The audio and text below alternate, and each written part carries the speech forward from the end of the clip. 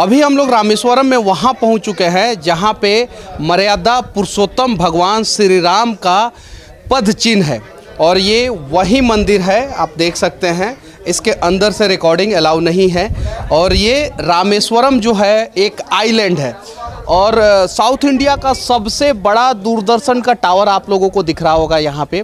और ये चारों तरफ से समंदर से घिरा हुआ है, चारों तरफ से। ये जो पेड़ पौधे सामने दिख रहे हैं उसके बगल में समंदर है और चारों तरफ से समंदर से घिरा हुआ है।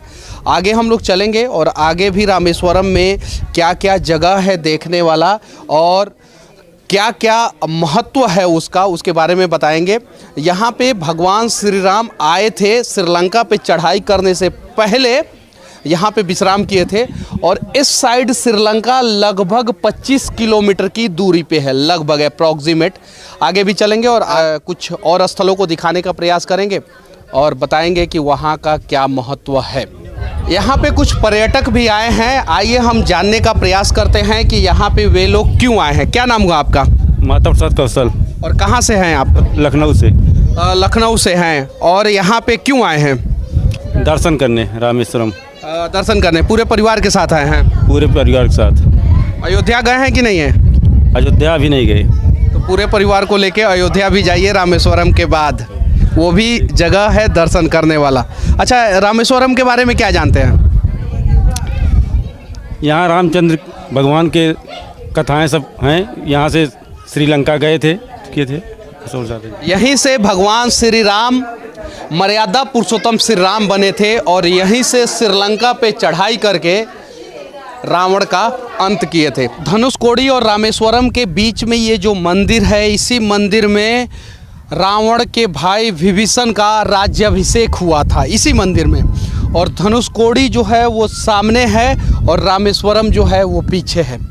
सामने एक रास्ता आप लोगों को दिख रहा होगा, ये जो सामने जो रास्ता दिख रहा है ये डायरेक्ट यही कहा जाता है कि श्रीलंका तक डायरेक्ट यही रास्ता बना था। ये सामने इस साइड से भी आप लोगों को दिख रहा होगा, जिसे विभीषण के आदेश पे राम ने अपने बाणों से ध्वस्त कर दिया था। यही वो रास्ता है। ये कुछ लोग इसको मानते हैं, कुछ लोग नहीं मानते हैं। कुछ लोग कहते हैं राम सेतु है और कुछ लोग कहते हैं कि सिर्फ और सिर्फ बालू का एक टीला है। लेकिन ये डायरेक्ट श्रीलंका तक है। और जब नासा के सैटेलाइट इमेज जो आया था उसमें बीच बीच में ये जो ध्वस्त हो गया है, समंदर के नीचे चला गया है, उसकी भी तस्वीर सामने आई थी।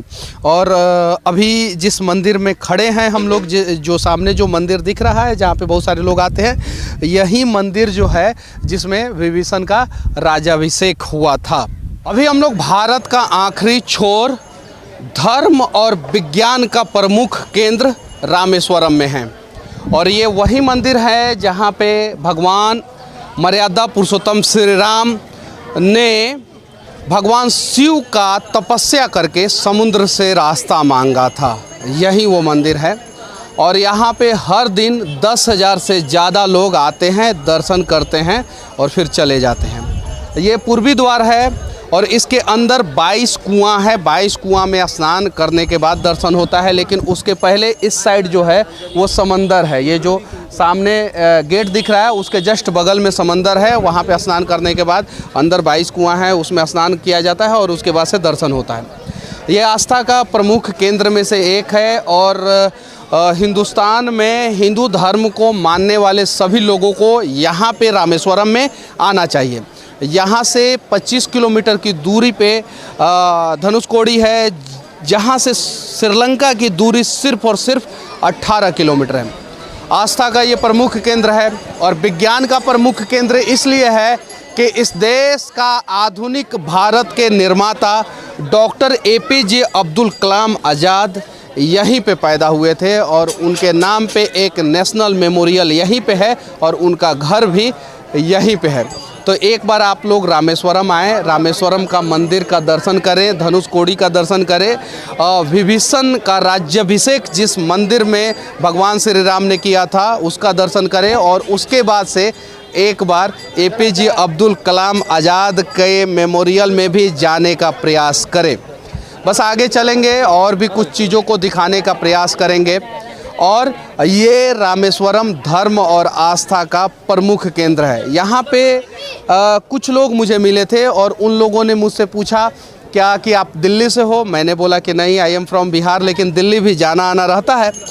तो उन लोगों ने बोला क्या कि लॉकडाउन लगने वाला है क्या। क्यों? क्योंकि लॉकडाउन जब लगता है तो सबसे पहले स्कूल, कॉलेज और मंदिर को बंद कर दिया जाता है, और जिसके वजह से बहुत सारे यहाँ पे बिजनेस करने वाले, रोजी रोटी करने वाले लोगों को समस्या हो जाता है। तो सरकार को इन सब चीज़ों पे भी ध्यान देना चाहिए और इस प्रकार का व्यवस्था करना चाहिए ताकि जो है लॉकडाउन की ज़रूरत ही नहीं पड़े और किसी का रोजी रोटी जो है ना उसे छीनने का प्रयास सरकार ना करे। सामने रामेश्वरम मंदिर दिख रहा है और ये वहीं पूर्वी रास्ता है, पूर्वी द्वार है जो समंदर में नहाने के बाद लोग आते हैं दर्शन करने को। और आप देख सकते हैं समंदर से सिर्फ और सिर्फ जो है 100 से 150 मीटर की दूरी पे रामेश्वरम मंदिर है और ये वही समंदर है जहाँ पे सबसे पहले नहाना पड़ता है। और यहाँ पे नहाने के बाद जो है मंदिर के अंदर जो है 22 कुंड है, उसके लिए टिकट लगता है। वो कुंड के लिए वहाँ पे जाइए, स्नान कीजिए और उसके बाद से मंदिर इतना भव्य है ना, अंदर बहुत बड़ा मंदिर है, बहुत विशाल मंदिर है। अनेकों देवी देवताओं का उसमें जो है मूर्ति है, तस्वीरें लगी हुई है, अनेकों जगहों पे दर्शन किया जाता है। और यहीं पे भगवान श्री राम, मर्यादा पुरुषोत्तम श्री राम बने थे यहीं पे। क्यों? क्योंकि उन्होंने यहीं पे पूजा किया था भगवान शिव का और उसके बाद से जो है यहीं से रास्ता बना था राम सेतु, और उसके बाद से श्रीलंका पे चढ़ाई हुआ था। और श्रीलंका पे चढ़ाई होने के बाद जो है रावण का विनाश करके भगवान श्री राम मर्यादा पुरुषोत्तम श्री राम कहलाए। और एक बार जो है इस देश के सभी लोगों को रामेश्वरम, कन्याकुमारी, त्रिवेंद्रपुरम, कश्मीर, गुजरात का कच्छ और अरुणाचल प्रदेश, इन सब जगहों पे जाना चाहिए। क्योंकि हम पूरा भारत देखेंगे तब हम पूरे भारत को समझ पाएंगे।